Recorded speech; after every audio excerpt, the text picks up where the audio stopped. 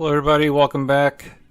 Today we're going to use the Nikon Retouch Menu to change some color images to monochrome, specifically black and white, sepia tone, and cyanotype.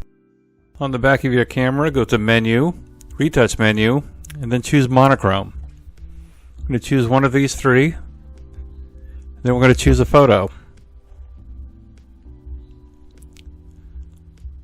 Once you get a photo you like, hit OK. On this one you have some options. You can go lighter or darker with the image.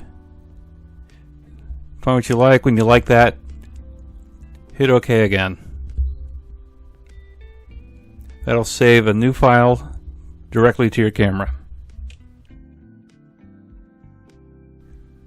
Okay, we're going to do this one more time with you.